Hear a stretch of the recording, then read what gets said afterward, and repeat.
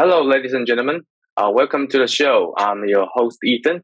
And in today's video, I have the pleasure of having here with me, Andrew Wall, the marketing head of Illuvium. Welcome, man. Thanks for having me. I really appreciate it. Yeah. I know a lot of people in the gaming industry know you and Illuvium, but for those who may not have much knowledge, would you mind giving us a brief introduction about yourself? Sure. So the brief introduction of me is I've been a gaming content creator for 14 years. I created TGN, which became the largest gaming video network of all time. And I've made like 10,000 gaming videos, live streams, events, esports, channels, etc. over the last 14 years. I've been obsessed with how the internet and gaming have been coming together and how it's changed gaming forever. And then now, with blockchain technology online, and then now intersecting with gaming, I have decided to step out of Web 2, move over to Web 3, and now I'm the head of marketing for Illuvium. And I see this being the new big technology shift that's going to change gaming forever, just like Twitch and YouTube and podcasting and social media changed gaming forever last decade. Crypto, GameFi, NFTs, Web3 is going to change gaming forever this decade. So why not just jump right in and jump on board the strongest horse, one of the best games out there, and just go right in and do it all over again? So that's it. Mm-hmm. Yeah, I think my channel, the mission of this channel is to help 1 million people make a living by doing what they love. And it seems that you are always an early adopter of technology. So how do you find what you love to do and the opportunity to connect it to your career? So what did you see? Man, I love that question. So here's how I did it. And by the way, I've coached one-on-one over 100 creators personally to help them go full-time just in one-on-one coaching. And then indirectly, tens of thousands through seminars, webinars, and stuff like that. Here's the secret. Are you ready? Yeah. So I'm going to tell you what I did, and this is the equation that works for everybody I've ever worked with. So you may have your job right now, you may have school, you may have these obligations in real life that you have to take care of every single day. Everybody has those that ever went full-time doing their dream job. I was there too. I was working until midnight every night at a hotel 14 years ago, coming home at midnight. And then what I did when I came home after work is I spent 4 to 6 hours every night making YouTube videos. Making YouTube videos the next night, making YouTube videos the next night. For an entire year, it took me to get my first 100 subscribers. And so the reason why I'm sharing that is when you get started attempting whatever it is your dream thing is or your interest is, you're going to be terrible at it at first. And you're probably going to need to make hundreds of pieces of content or products or attempts before you begin to gain a mastery of whatever it is that you're going to be able to do to achieve financial freedom or to do what you love for a living. And so I want to set those expectations with everyone. And that's the way it was for me. I had to make over 1,000 videos, I believe, before I was able to go full time and be able to turn it into a business and make it into a real thing. And the same thing is the case for a bunch of my clients out there that have done the same thing. They're school teachers, and then at night, after school, after they put the kids to bed, they make videos, they do podcasts, they create articles, they run e-commerce side hustles, etc. And most of what they attempt fails. I actually just got a DM today from a big TikToker who's been struggling for 4 years. I've been working with this guy. Finally, 4 years later of doing daily content, he hit 100,000 YouTube subscribers, and he just texted me just DM'd me a few minutes before this interview to tell me he finally hit the mark and he finally found his niche. And the point is, you don't know what's going to be successful for you right now. So you need to go out and actually test it in the market. There's a 100% failure rate of people that have an idea for an app. 100% failure rate that people have an idea for a podcast. 100% failure rate of people that are thinking about investing in something. You need to go out there, go test the market, go do it. Put a little bit of your money, a little bit of your time, a little bit of your effort actually in the market, releasing some sort of energy, product, time, money, whatever it is, and actually get in there and do it yourself to figure out what's going to work for you. Planning is only delaying your success. Go execute right now. That's the formula for success I've seen from everybody I know that does what they love for a living. And I think it's a flawless strategy. The market, the internet is so beautiful because it tells you what it wants instantly as soon as you release content or try a strategy. And if something isn't working, kill it with fire. Stop and go find something that's working. And then once you find something that's working, throw everything aside and double down on the thing that's working. And that's the formula for success. It's so simple. Yeah, execution is the key. I think what you say is such a selling point and makes so much sense on why you decided to go down the crypto game route. And I'm curious about what's your marketing strategy to bring Illuvium to the mainstream. Like, how do you come up with the idea of building the community around crypto, NFTs, and games, while more than 90% of people still don't have a crypto wallet and may not care about it? Yeah, that's true. I was just talking about last night with the co-founder of Immutable X about this exact topic. And here's what we're doing to market to mass gamers. We're in the middle of rebranding Illuvium from a messaging standpoint. And my goal is to take out all the crypto nonsense, NFTs, blockchain, all of that. Gamers don't care about the technology behind the experience. They just care about having an amazing experience. And so our marketing moving forward, when we roll out our new website, when we roll out our new messaging, our new tagline, it's just going to be about our AAA quality games. And what they're going to know about us is that we're a AAA quality game studio. We're creating compelling games that hopefully are inspiring to them when they see the art, when they see the gameplay, when we talk about the lore, when we do competitive esports tournaments, and when we're passionate talking about what we're building. Hopefully that connects with gamers in a similar way that games marketing works in the Web 2 world. You want to hook them with the compelling product and experience first. Then once you hook them with that, then you need to create a great experience to help them onboard into the crypto side second. And so I think where a lot of projects and a lot of games and what have you are getting it wrong is they're talking NFTs, cryptos, whitelists, pre-sales, wallets, exchanges, the tech behind it. Yeah, 99% of their potential customers don't care, think that's a bunch of baloney and maybe a scam. Maybe they've heard FUD about how minting NFTs destroys planet Earth. And it's kind of like early social media in 2006 to 2008, where people heard about social media through TV and radio and the newspaper, and they thought it was garbage until they actually picked it up and they actually used it, and then they got permanently hooked. The same thing is going to be the case with crypto games. You need to give them a compelling experience that gets them to pick up their phone, that gets them to install on their computer. And once they're playing the experience or using the experience, all of the rest of the back end on the crypto and the blockchain and the ownership and the NFT side all falls into line after that, step 2. Yeah, so absolutely. So besides that, I'd like to hear your insights on how the blockchain and NFT space have transformed since you started with this endeavor for a period of time. How has it transformed? Got it. Yeah. So already in the past year, we've seen a massive transformation actually and it's underway right now. And we're kind of in Act 3 of this transformation. Just over the last year, we saw the rise of NFTs, let's call it, and PFP, like profile picture NFTs being the main enchilada. And what we've seen now in this bear market, and as it continues to dip, and as it's a shakeout, basically, where only the strong will survive during this Act 3 of the NFT, going to market wave. And what we're going to see is that projects with low utility or NFTs that are literally just a picture are going to die.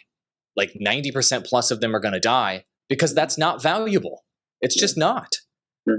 And the projects that will survive and the NFTs that will survive moving forward are the ones that are taking NFTs to the next level, are innovating, and giving people something they've never experienced before. So for example, at Illuvium, obviously everybody's familiar with profile picture NFTs, Bored Apes and crap. We're probably all tired of hearing about it. We're taking the idea of the PFP and we're taking it to a whole nother level of technological innovation. So our Illuvitars, which are Illuvium avatars, have a base layer portrait of an Illuvial. And then on top of that, there's going to be 4 or 5 gear slots where you can put on a hat on your Illuvial. You can put on eyewear slots, multiple eyewear. You can change the skin of it. You can add accessories like a cigar or a controller. And then there's multiple levels of rarity, from looking normal, let's say, to being holographic and gold. And you'll actually be able to custom build your NFT with gear slots and then mint that final ultra unique NFT as your final NFT to use in Illuvium games across the board. So what's the innovation there? You're not just buying some random picture and a collection of pictures that are overpriced. You're able to custom build your own identity yourself and mint that as an NFT. So the point of sharing that isn't to say this is the best NFT idea ever. Maybe it is, maybe it isn't. The point is to say there's more utility. There's a custom experience. We're taking this technology to the next level. And that's the big change here. The projects that take this technology to the next level and give people a whole nother level of experience, a whole nother level of a sense of identity, a whole nother level of a sense of property, belonging, community, and all those connections that utility for NFTs can provide, they will survive. And the ones that are running the old model of selling you Wolverine coin or some kind of nonsense NFT, they're all going to die out because they're ultimately low value or valueless. So that's the huge, huge, huge change that we saw on the NFT side. And everything I just said about the NFT side also applies to those small startup projects that just did an ICO or just sold their tokens with a white paper, but nothing built yet. And maybe years out, they'll have something maybe. 90% of those projects are going to go away as well. So that's the big revolution here. I think this moment we're in right now, the big change, the big evolution, is we actually saw a sort of .com boom over the last year. Yeah. And now we're actually in the .com bust right now. And nobody, maybe some people realize it, maybe some people don't. And I think there's a bit more bust left here. That's going to be that final shakeout of the low utility products and low utility projects and NFTs. And then now the industry is stronger because of it. Just like the .com boom and bust, we were stronger coming out of that. And out of that came Amazon, right? And the mega players of today, Microsoft, whose stocks went down like 90% during that bust. But if you got in then, obviously the rest is history. And so I think we're in that moment right now in the crypto blockchain Web3 world. And that story, the end of that chapter is probably going to play out for the rest of this year. Yeah, I totally agree with you. And so far, I know that there are at least 3 different games in the Illuvium ecosystems, like Overworld, Arena, and Zero. So could you break down the different game mechanics and in-game economy in different games for us? There's a lot to unpack there. So let me talk about the games first, and then I can talk about the tokenomics after that. So to simplify it, there's 2 games right now, just to keep it really simple, and then I'll break it down. So we have our main game, which is a AAA, currently slated for PC, potentially mobile later, video game. And then we have a companion game, which is our mobile and desktop companion game, Illuvium Zero. So the mobile and desktop companion game, Illuvium Zero, just to start there, because it's really simple to explain, is a simple town builder game. And if you buy Illuvium land, you can buy as many pieces of our land as you want. And that sale is coming up on June 2nd. And you can mint those NFTs of our land and plug those NFTs into this town builder mobile game. Build buildings on your land in the mobile game. Harvest fuel, harvest elements, scan for NFTs, and then out of your NFT you plugged into the game, you get resources or NFTs that are worth real money. So basically, you buy an NFT, a land NFT, put it in the game, play your land, and then out of that, the fuel can be sold for ETH if you choose, or you can use it in our games. The NFTs that you scan for and find, the blueprints NFTs, can be used by you, or they can be sold on our Illuvidex for ETH as well. And so we actually created a game for land. That's the companion game for land, as you can see. And that's actually something, to my point earlier, a lot of projects sold land just to bank some money, I guess. I don't know. Go ask them. Without a real experience or real game. And maybe later they'll do something with the land and give you a real experience. For us, we already have a game. I've actually got the demo installed on this computer. We just completely revamped the graphics. And so if people buy land, they can play Illuvium 0, the game.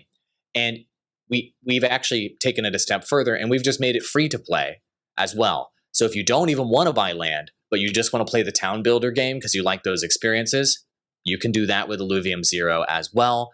But you can't earn anything that's worth any money in Illuvium 0. So that's Illuvium 0, the mobile game. That's launching this year. And so the other game, the main game, Illuvium is what we call it. I know that's kind of confusing because that's the name of our game studio. That has two major experiences in it that you alluded to. So experience number one is our overworld gameplay. So this is where you're going to be playing as a ranger, traversing this fantastical sci-fi fantasy world, essentially. Like think Avatar, but on like a whole nother level. Bioluminescence, giant mushrooms, trees floating up in the sky, regions that have more of a snowy effect, other ones that are full of pools of acid and electric plants, other ones that are a dry desert, and every type of biome that you could think of in all of our regions. You're exploring all of those, parkouring around these areas, collecting resources, exploring these areas, and then eventually hoping that you find alluvials that you want to catch. Then you shoot them, opens up a portal, and then you go through that portal and you enter our second experience, which is our auto battler. So I'm sure most of your audience knows what an auto battler is, but in case you're not familiar, Team Fight Tactics is the big auto battler today, Dota auto chess. And basically in an auto battler, it's like a chessboard almost, but basically you'll place your alluvials, which are basically like our Pokemon for adults, on the board.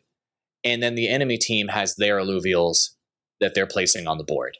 And what you're trying to do is you're trying to counter the enemy composition with your composition of your team. So just a simple example would be if the enemy team has all fire alluvials, simple example, you would want to put water alluvials on your side because water beats fire. You click the button, they battle AAA graphics, like the models on these are bananas, full ray tracing, it's totally insane. And then once the battle concludes, then potentially you'll be able to mint an alluvial NFT and own that alluvial in your own wallet. Think about that for a minute. That's one of the big revolutionary changes here in this space. When you play Pokemon and you beat Pikachu in a battle, you don't own Pikachu. When you beat Bulbasaur in a battle, you don't own Bulbasaur. In our game, you'll actually own the Pokemon, if you will, in your wallet. And so that's the overworld to auto battler experience. Then once you're done on the auto battler, you go back to the overworld. Then you explore again, you collect resources again, you open up an instance, then you go fight and collect. And you loop like that in this nonstop, super high variety and super interesting gameplay loop. There's another aspect of our auto battler, though, for folks that aren't just looking to collect and aren't looking to just have like a player versus environment experience. We're talking hardcore competitive people, right? Because auto battlers are highly strategic and are highly competitive. I mean, these are esports right now, right? And so we are going to have arena mode, which is our competitive version of the auto battler. And so what that mode will allow players to do is if you collect an alluvial of any line, and so what that means is there's like basically a stage 1, stage 2, and stage 3 of every alluvial. So, and stage 1s are like the babies, the cute baby version. Stage 3 is the nasty, scary adult will kill you and your family version. If you catch any stages of an alluvial in a line, you can bring it into the arena and you'll get the full power version of that in the arena for competitive. So this makes it so that any player that puts any decent amount of time into playing Illuvium and just catches one of every line of alluvial, no matter how good it is or how rare it is or any attributes, you'll be able to go into our arena and have a fair player versus player competitive experience. We're talking leaderboards, we're talking events, tournaments leading to esports for that mode. We're not launching with esports because it's stupid to say you're launching with esports, but that competitive scene, our goal is to have it be competitive and compelling enough to become an esport. The last mode you need to be aware of is the crypto degen mode. And so this is called Leviathan mode. And so because we're on the blockchain here and peer-to-peer, you and I could decide to do whatever sort of transactions we want with each other. There's no bank in the middle. There's no whatever, right? It's all DeFi. It's all on the blockchain. So let's say you came at me in this interview and you said, bro, I'm going to crush you in Illuvium. I'm going to wager 2 ETH that I'm going to beat you in Illuvium right now. I can say, okay, let's go into Leviathan. You wager your ETH. You battle each other in Leviathan, and the winner wins the ETH. And so it's a crypto degen mode where if you decide to 1v1 someone, you can decide to wager something or not. And so that's a truly decentralized peer-to-peer way for players to play against each other and make their own decisions on how they want to play and how they want to be competitive. And so those are the different gameplay modes. Those are the different aspects that people will be able to enjoy.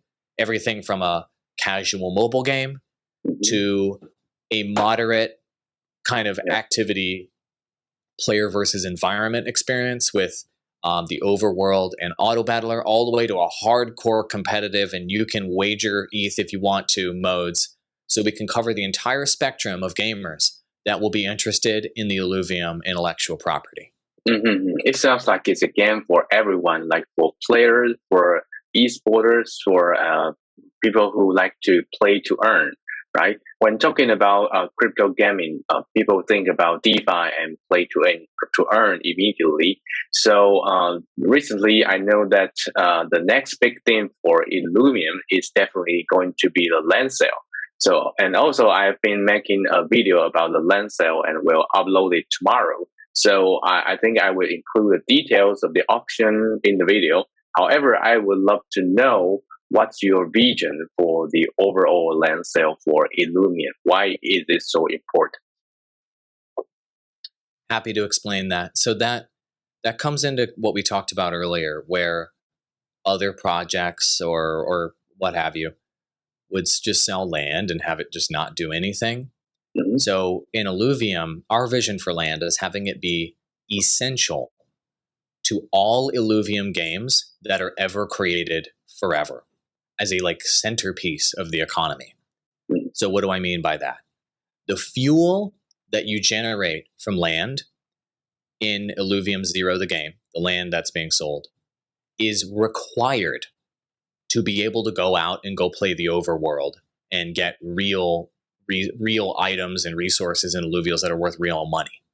And so the fuel that's coming out of this game, the Illuvium 0 land game, powers the overworld economy. And by proxy, it powers our arena economy. So these industrial complexes you're building and the resources you're harvesting in the Illuvium 0 land game are essential to the Illuvium main game. This is really important to understand. And so as a gamer, you can either decide to own land and to, play the town builder game and to get fuel and use it in the game yourself. Or you can decide to sell your resources on the market, your fuel on the market, and then make ETH yourself. And so as a gamer, if you don't own land, you can go buy fuel off the marketplace, the Illuvitars if you choose. Or you can say, you know what, I'm going to be playing this game for a while. I should probably just buy some land so I don't have to buy fuel anymore off the market. So the point of this is to tell you that this gives players even more choice on how they want to participate in the economy or not. You can be a free-to-play player. You can choose to harvest your own fuel, which may be a better long-term investment, or you can just ad hoc go to the Illuvidex and buy fuel on an ongoing basis if you don't want to bother with land. That's what's so cool about land for the main game. But the thing to note is that Illuvium is a AAA game studio. So all future games that we make, the fuel from land will power those economies as well. So as we launch more games in the future, your land has more utility. So it actually increases in utility as we develop more games and more experiences. And theoretically, it increases in value as more players come on board because there's a finite amount of land. In this upcoming land sale, we're selling 20,000 plots of land out of a 100,000 total. There will never be more than 100,000 ever. And as it stands right now, just so you know how many people we're pre-launch on a crypto game right now, okay? We have, at this point, we have over 1 million people. We haven't disclosed the exact word, but we have 7 figures people that are registered to get access to the game right now. And we're way early. So you can do the math on that.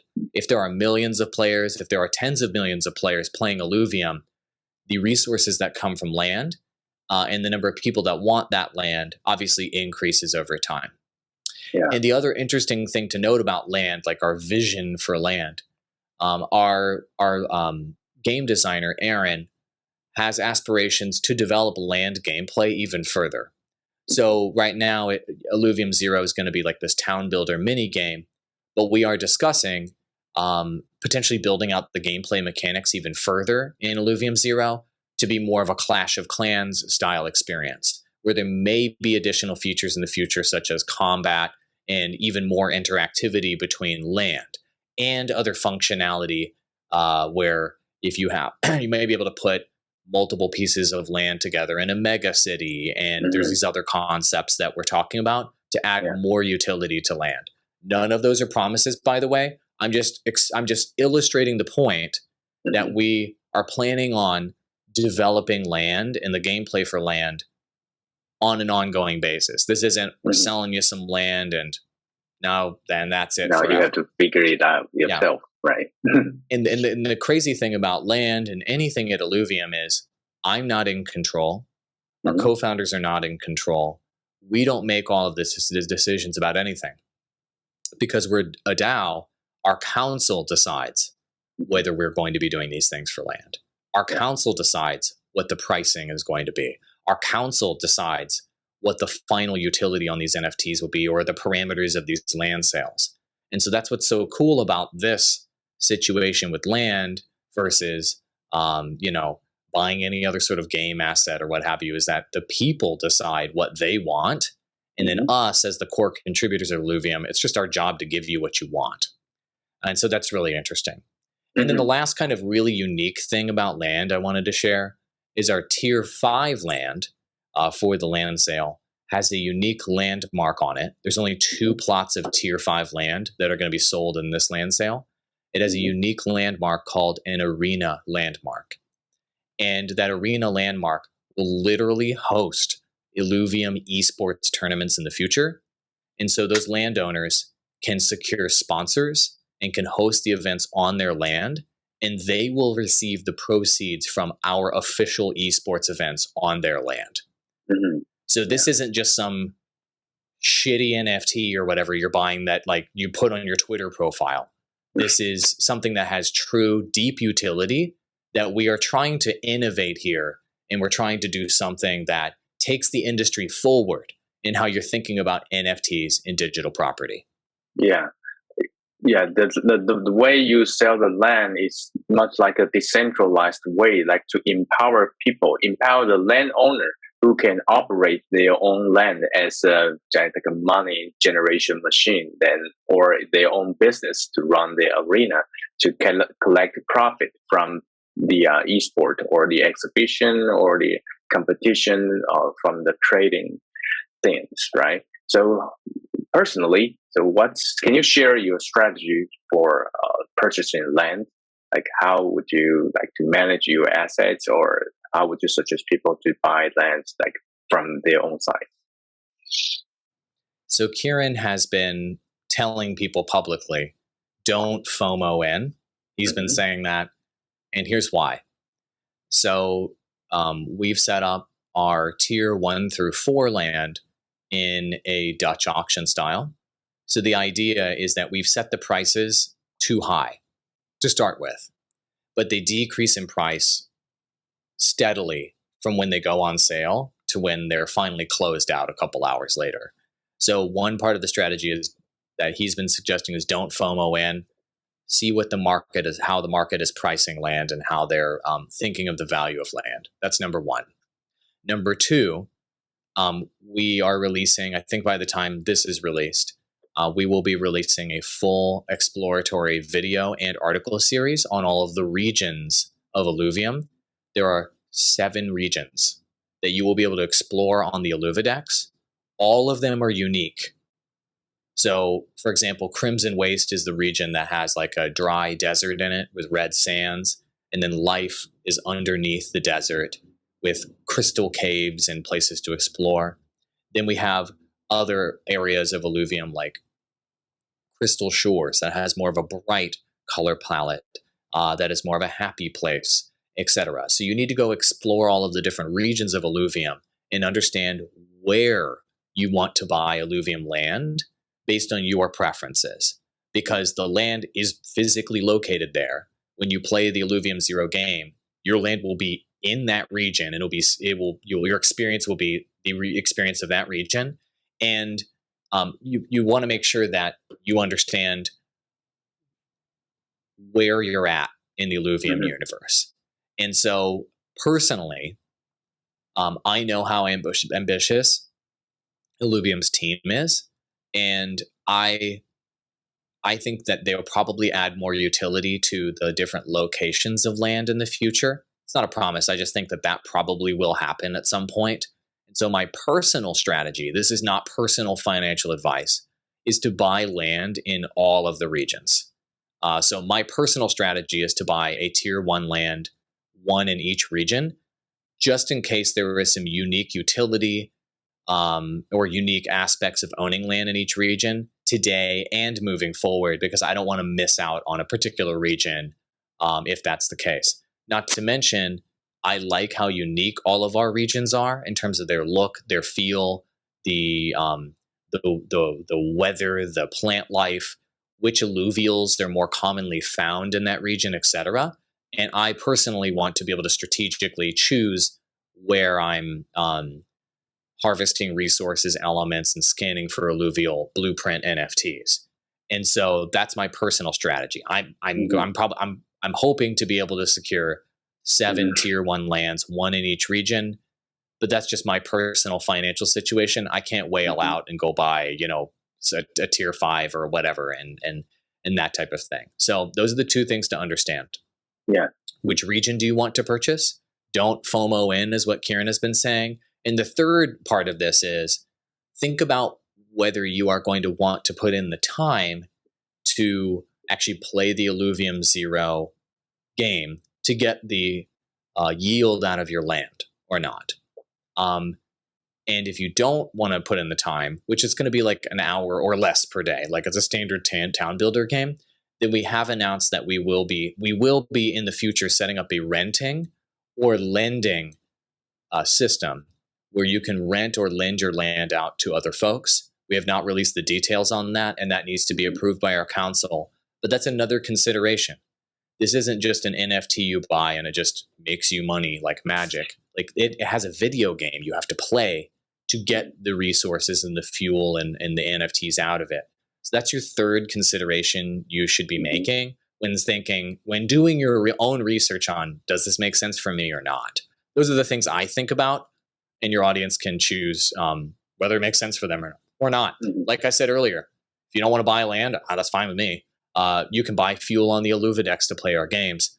But longer term, it may be a better investment to buy land if you're planning on participating more deeply. And if you don't have land that you've purchased, you won't be able to play the Illuvium Zero experience and actually get value out of it. I'm hoping that players have like a magic aha moment when they buy their NFT, they plug it into the game, and they literally bought an NFT that makes more NFTs. That's like, I just think, and then if they sell any of those NFTs for money, I just think that this is going to be like a magic moment of, oh my God, how do I go back and play any other video game ever again? When this one, I'm literally making money playing this game, and it's just it's a paradigm shift where it's almost impossible to go back to like playing maybe a regular town builder game where they're asking you $19.99 for, some coins or some crap. And you're like, but I don't get to own any of that. I can't sell any of that. I don't get anything out of that. I think it's going to be a paradigm shift for people with that experience. And anyway, I'm rambling a bit, but those are considerations to make, I would say, when doing your own research and thinking about your own situation when it comes to land. Yeah, I read about your tweet on your Twitter account, and I saw you talking about Immutable X, and also we knew that the land will be sold on Immutable X. So how does buying land work with Immutable X, and why you choose that layer 2 platform to work with? Absolutely. So we just did an AMA with them on Twitter. And so if you want to get the full, full details on that, feel free to go to Illuvium's Twitter to listen to the co-founder of Immutable X answer this question. And also we have deep articles on our Medium, illuvium.medium.com, if you want to really get nerdy and nerd out. But here is the short answer. Gas is expensive. Ethereum is slow. And if we're going to be scaling up a video game and people are going to be, putting a lot of Illuvium NFTs in their wallet, we need a fast, zero gas experience. And that's what Immutable X provides. And so for the land sale, when you make the purchase of your land, you will have to make that purchase on layer 1 Ethereum. So you will have to pay gas there for that purchase. However, when the land is minted, it will be minted on Immutable X, which is a layer 2 solution. And that is a gasless moment. And so it saves on gas, and it helps us scale up video games. Like, it's possible that Illuvium will need 10,000 transactions per second just as its own game to mint all those freaking NFTs in our game as you're collecting alluvials and you're harvesting your land for fuel. And as we have millions of players enjoying this experience, we need tons of throughput for transactions per second and for scalable minting. Nothing scalable about Ethereum, right? It would be impossible to do a proper video game on layer 1. And so that's why we need a layer 2 solution. So why Immutable? Immutable is just straight up the strongest horse in the race. They're the biggest player out there in video game NFT minting, period. Their own game, Gods Unchained, has minted more NFTs than every other game ever in this space on Ethereum combined. 24 million game NFTs have already been minted on Gods Unchained. So when we're selecting a partner of who can scale up with Illuvium, there's no choice, right? It's Immutable X. Like, they're the best solution. Ethereum is the biggest smart contract network. Immutable X is the biggest and most prominent layer 2. And Immutable X specializes in video games. Yeah. So it's a no-brainer to mint NFTs on Immutable X right now. Yeah. So those lands are not cheap for sure, right? And I knew that people can play for free also. And I heard people talking about saving their ILV2 to buy Illuvitars for the next bull run. So could you break down what Illuvitar is and what's the utility and in-game mechanics that Illuvitars might have? Got it. Yeah. So Illuvitars are completely different than land. So they're like two totally different decisions to make. So, you know, is our Illuvitars going to work out as some kind of like insane investment opportunity like other PFP projects? Man, I have no idea. I'm not personally concerned about that. That's not the way I'm thinking about Illuvitars at all. I'm thinking about Illuvitars as just a fun, collectible, and customizable profile picture. It's all about social clout. It's all about being unique, and it's all about repping within your digital community. That's what Illuvitars is all about, in my opinion.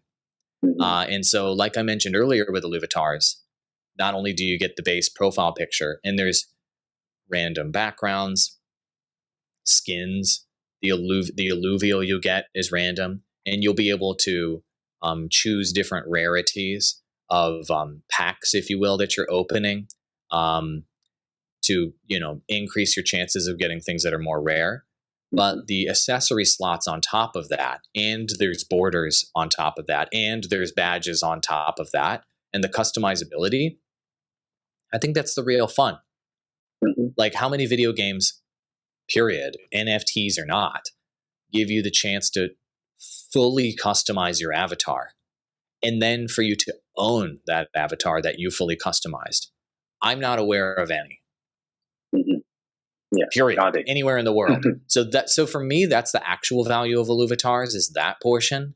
And then being able to show off your holographic, ultra rare Illuvitar on Twitter and Discord and all over the internet as, like, in the same way that people show off their Bored Apes. I think that's the most of the value there.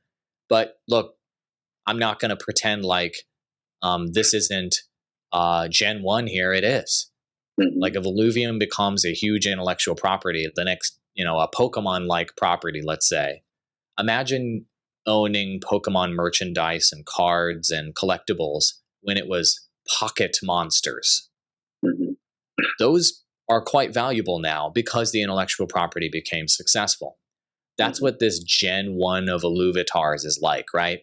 You would be getting Illuvium's collectibles when it's, in this example, pocket monsters. Like, you would be getting Illuvium avatars before Illuvium became Illuvium.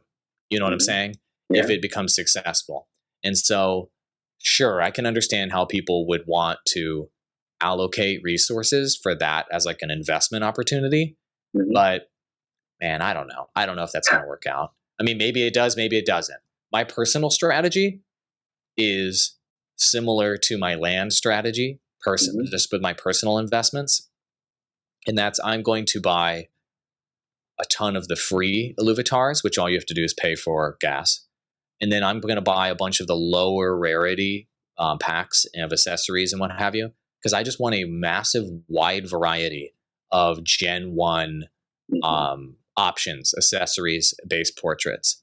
Because I don't want to feel like I missed out, or I don't want to feel like later on when we have Gen 2, 3, 4, 5, 6, that I don't want to kick myself that I didn't collect that early version, because that would allow me to rep as an Illuvium OG, where like I have this accessory nobody else has, or very few people have, or I have that Gen 1, and it really shows that you were there early, you're a real Illuvium fan, and it kind of, really says something about your identity.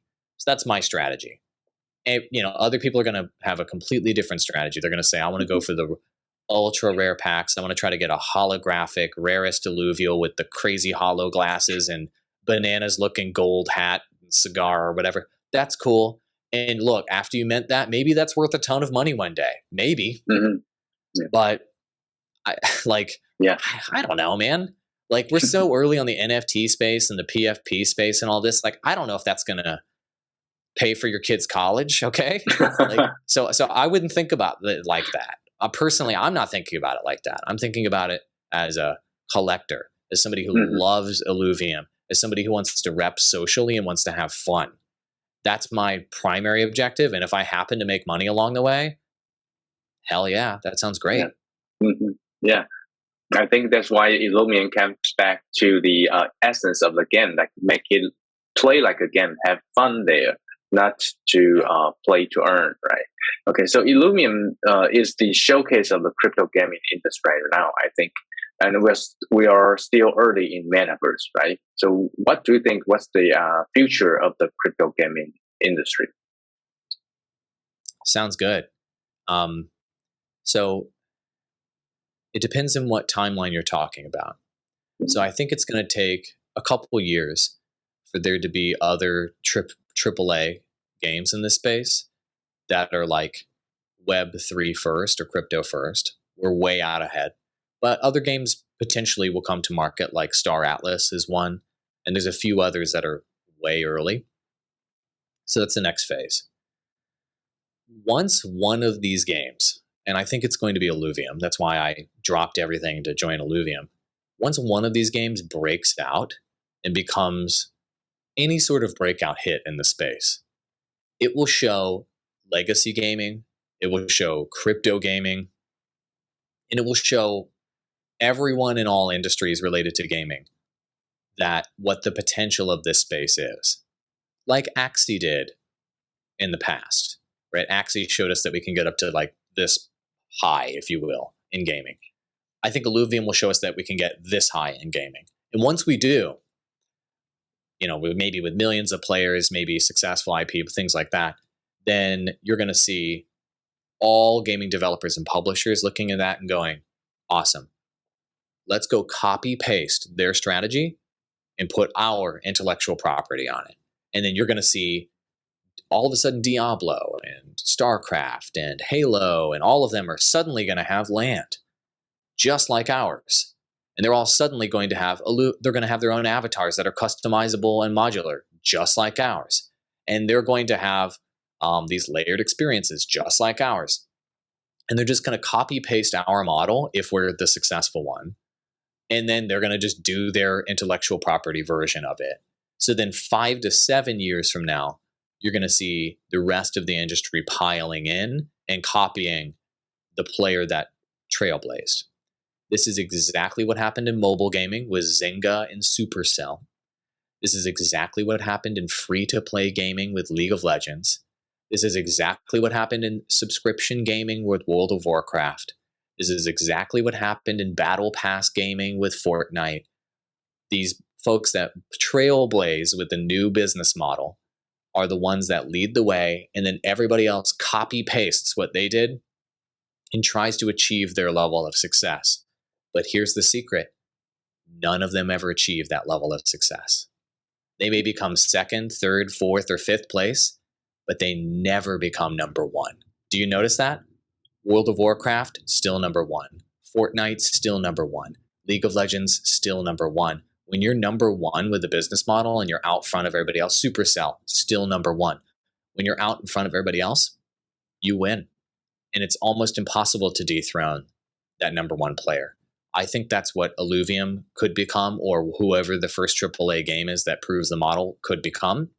And then the rest of the industry piles in a 5 to 7 year timeline.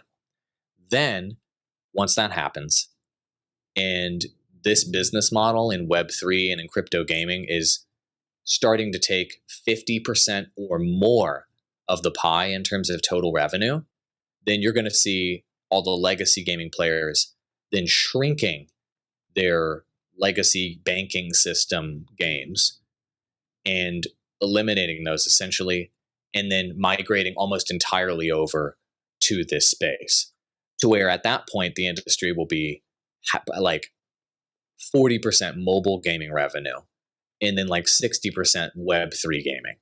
Because right now, legacy gaming in the industry shifted from PC and console gaming to mobile. Mobile is the vast majority of revenue now. Mm-hmm. And then once Web3 happens, we're going to move down the chain, and now they're going to move out of PC and console traditional gaming into Web3. And so that's the cycle. That's what's going to play out, and that's where we're going to go. So I think it's going to take probably 10 years for that transition to occur. So we're very, very early today. And, you know, what will those experiences be like 10 years from now? I don't think They're going to be Ready Player One virtual reality. Mm-hmm. I think we're going to see better versions of that, and we're going to get toward that. I don't think it's going to be the AR experience that everybody hopes, where you're putting on a pair of glasses and your world turns into Cyberpunk 2077. We're going to work toward that, and it'll become like that one day. Mm-hmm. I think it's going to be more like the experiences we already have today, but better. Mm-hmm. And you own everything. Yeah. That's the transition. And in the process, everything gets gamified. Finance gets gamified. Work, your job gets gamified. And then other sectors start to see the technology that gaming is trailblazing. And then soon you'll buy your house as an NFT. Your ID will be an NFT. And gaming proves out the technology that every other sector is going to use in the future. Just like gaming did with live streaming, just like gaming did with online communities, just like gaming did with YouTube, just like gaming did with at-home hardware and microphones and lights and cameras. Gaming will do it once more in Web3. Yeah. I really like how you are confident about Illuvium and how you break down what you have been sharing for people, how the crypto gaming industry might be in the next 10 years. So my last question is, what's your advice for people who would like to jump into this space to build their own thing, or even just a gamer from the legacy gaming world? So what would you leave with them? Two different audiences there, two different goals. So if you're a gamer wanting to test out this space, put all the investment stuff aside. Who cares? Seriously. Just go find a game that looks interesting and just play it. And if you find a game that's fun, then maybe at that point you could dabble in investments and dip your toe in to get that experience. But you need to have a fun video game that you actually like first. That's the hook. Then you can go look at investing. Whereas if you're just looking at these games as investments, as soon as they're no longer an interesting investment vehicle to you, you're going to drop them and you'll probably lose the value of your investment. Probably, right? So fun first, gameplay first, game first, then consider putting your money into something. In the same way that, if you're playing any other regular video game right now, right? Do you install, insert like Halo Infinite or whatever Web 2 game, and do you immediately just buy every single skin for like $1,000 and everything right when you log in? No. You go play the game. You actually have fun first, and then once you love the game, then you make the purchases if you decide to. Take the same approach here in Web3. Don't get caught up in the investment hype and any of that nonsense. It's a waste of time. For anybody considering building their own thing, the advice I would give to those folks is to join an organization that already has something built in this space. Work for them for maybe a year or two. Understand how this actually works, so you don't have to figure it all out from scratch. You'll get like 5-10 years experience by being a part of an organization that's already built things that are already working and already in the market. Then you can go take that knowledge you learn there and go build your own thing. But that's the way to fast track your knowledge, because I can tell you, I advise a lot of Web3 and crypto startups figuring out how to make tokenomics from scratch, figuring out how to get investors from scratch, figuring out the regulatory and legal issues, figuring out how to set up governance, figuring out how to get the best blockchain developers, all the other layers of development you need, and solving all of those problems from scratch and figuring it all out yourself. Look, if you love pain and frustration, do it. If you would like to reduce your pain and frustration, go work for an organization that already figured that stuff out and fast track your knowledge. So that would be my recommendation. And that's actually why I joined Illuvium, not because I'm looking to go make my own game. God, no. That sounds like a nightmare to make one from scratch personally. But I joined because I wanted to learn how all these things work way faster than I could learn that from it as an outsider. And so in my experience, that's the way to go from being researcher or aspiring entrepreneur to being somebody already in the industry. And then you can find out whether it makes sense for you to jump in and make your own thing at that point with real industry knowledge, not speculator outsider knowledge. Does that make sense? Yeah, sure. I believe that what you have been sharing brings a lot of value to our audience. And thanks for coming to this interview. I really appreciate. And ladies and gentlemen, a AAA crypto game is coming, and you must pay attention to Illuvium. Also, please show some love to Andrew. And I believe that you can find him on Twitter at Awall Crypto. So that's all for today. Thanks for watching. I'll catch you in the next video. See you. Bye-bye.